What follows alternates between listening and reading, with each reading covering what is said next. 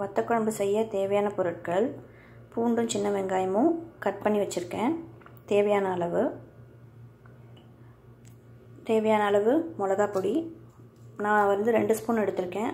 காரம் வேணும்னா நீங்கள் ஒரு 3-4 ஸ்பூன் கூட போட்டுக்கலாம். கருவேப்பிலை, கடுகு, வெந்தயம், ஒரு அரை ஸ்பூன் மஞ்சள் பொடி. புளி கரைசல் நல்லா கெட்டியாக கரைச்சி வச்சுக்கணும். இப்போது இந்த வாணலியில் நம்ம வத்தக்குழம்பு எப்படி பண்ணலான்றதை பார்க்கலாம். பூண்டு வேண்டாங்கிறவங்க வெறும் சின்ன வெங்காயம் மட்டும் வச்சு கூட வத்தக்குழம்பு பண்ணலாம். இப்போது இந்த வாணலியில் எண்ணெய் விட்டுருக்கேன் தாளிக்கிறதுக்காக. எண்ணெய் காஞ்சதும் இந்த கடுகு, வெந்தயம், கருவேப்பிலை 3ஐயும் தாளிச்சிட்டு நம்ம வெங்காயத்தையும் பூண்டையும் போட்டு வதக்கலாம். இப்போது எண்ணெய் காஞ்செடுத்து நம்ம இது 2ஐயும் போடலாம்.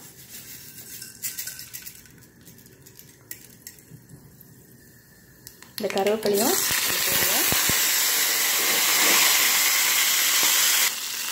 இப்போது நல்லா வெடிச்செடுத்து கடுகும் வெந்தயமும் தாளிச்சதுக்கப்புறம் இந்த பூண்டையும் சின்ன வெங்காயத்தையும் போட்டு நம்ம நல்லா வதக்கிக்கலாம்.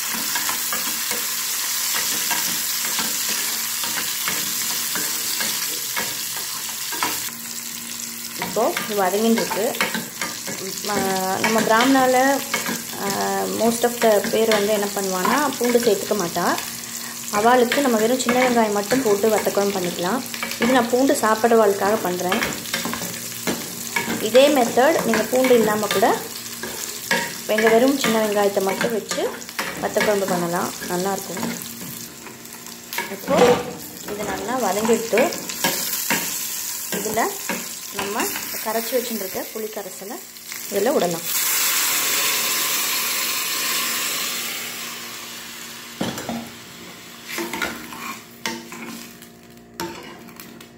இந்த புளிக்கரைசல் ஒரு கொதி வந்த உடனே இதில் நம்ம மஞ்சப்பொடி, மிளகாய் பொடி, பெருங்காயம், அந்த ஐட்டம்ஸ் எடுத்துக்கிறதே நான் பெருங்காயம் சொல்லலை, நீங்கள் வேணும்னா ஆட் பண்ணிக்கோங்க. இப்போ இது நல்லா கொதி வந்துடுத்து.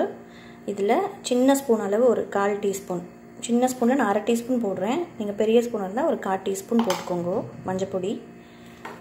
அப்புறம் எடுத்து வச்சுருக்க மிளகாய் பொடி, அதாவது சாம்பார் பொடி. சில பேர் என்ன பண்ணுவாங்கன்னா வத்தக்குழம்புக்குன்னு தனியாக பொடி அரைச்சிருப்பா. அது இல்லாதவா நீங்கள் வெறும் சாம்பார் பொடியை வச்சு கூட நீங்கள் வத்தக்குழம்பு பண்ணலாம், நல்லா தான் இருக்கும். இதில் இப்போ நம்ம பெருங்காயம் போட போகிறோம்.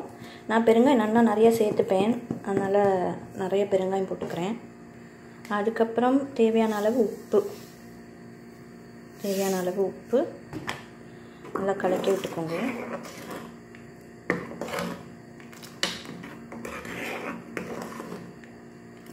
இப்போது இதோட கன்சிஸ்டன்சி நல்லா கொஞ்சம் கெட்டியான உடனே நம்ம அடுப்பை அணைச்சிக்கலாம். அது வரைக்கும் கொதிக்கட்டும். இப்போது நல்லா குழம்பு பதத்துக்கு வந்துடுத்து, மணக்கிறது நல்லா. இல்லை நீங்கள் இன்னும் கூட உங்களுக்கு கெட்டியாக வேணும்னா நீங்கள் கெட்டியாக பண்ணிக்கலாம். இப்போது நம்ம அடுப்பை ஆஃப் பண்ணிவிடுவோம். சுவையான வத்தக்குழம்பு ரெடி.